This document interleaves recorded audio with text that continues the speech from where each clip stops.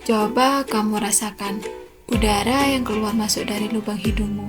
Pasti tahu ya, itu yang namanya bernapas. Apa sih bernapas itu dan kenapa kita perlu bernapas? Bernapas adalah menghirup oksigen dan melepaskan karbon dioksida. Bernapas sangat penting karena kita membutuhkan oksigen untuk membentuk energi. Kelebihan karbon dioksida juga harus dikeluarkan agar tidak meracuni tubuh.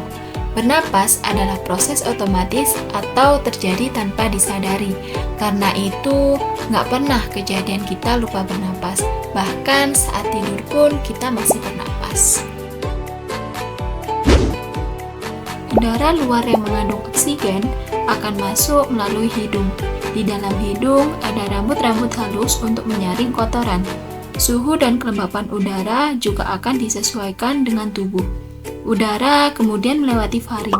Faring adalah saluran yang terhubung ke sistem pernapasan dan sistem pencernaan.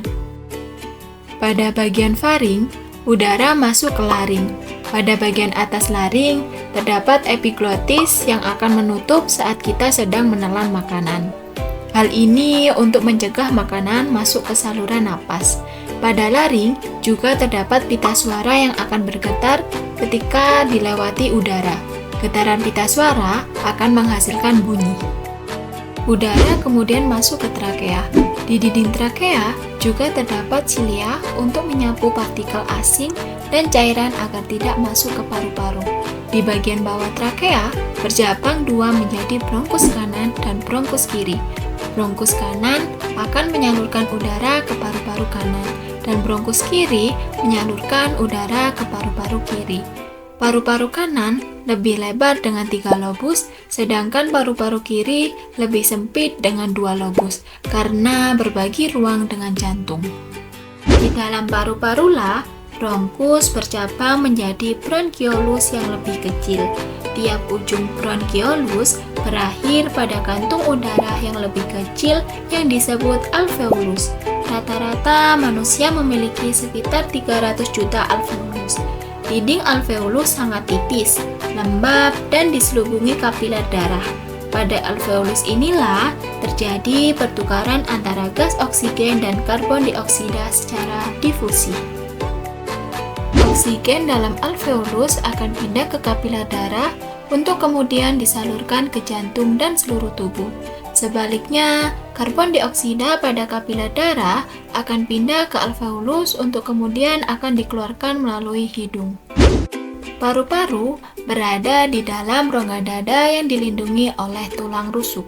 Antara rongga dada dan rongga perut dibatasi oleh otot diafragma. Saat menarik napas, otot-otot di antara tulang rusuk berkontraksi, sehingga tulang rusuk terangkat. Diafragma yang awalnya melengkung turun menjadi datar. Karena itu, paru-paru mengembang dan udara dari luar masuk ke dalam paru-paru. Sebaliknya, saat mengembuskan napas, otot-otot di antara tulang rusuk relaksasi, sehingga tulang rusuk turun. Diafragma juga kembali ke posisi melengkung. Karena itu, paru-paru mengecil dan udara keluar dari paru-paru.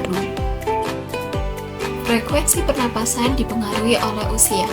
Bayi memiliki frekuensi pernapasan lebih tinggi daripada orang dewasa karena metabolisme bayi yang lebih tinggi. Frekuensi pernapasan juga dipengaruhi oleh aktivitas tubuh. Frekuensi pernapasan akan lebih tinggi saat berolahraga dibandingkan saat santai. Saat kondisi demam, asma, dehidrasi, atau mengalami gangguan jantung, frekuensi pernapasan juga akan lebih tinggi. Wah, sekarang makin paham ya bagaimana manusia bernapas. Dengan pengetahuan ini, kita harus bersyukur kepada Tuhan karena telah menyediakan oksigen gratis untuk kita bernapas. Agar kita tetap nyaman bernapas, yuk jaga kebersihan lingkungan dan menanam pohon. Selain itu, kita juga menjaga organ pernapasan dengan makanan-makanan bergizi, olahraga teratur, dan hindari kebiasaan buruk seperti merokok. Sampai jumpa di pertemuan berikutnya ya. Bye-bye.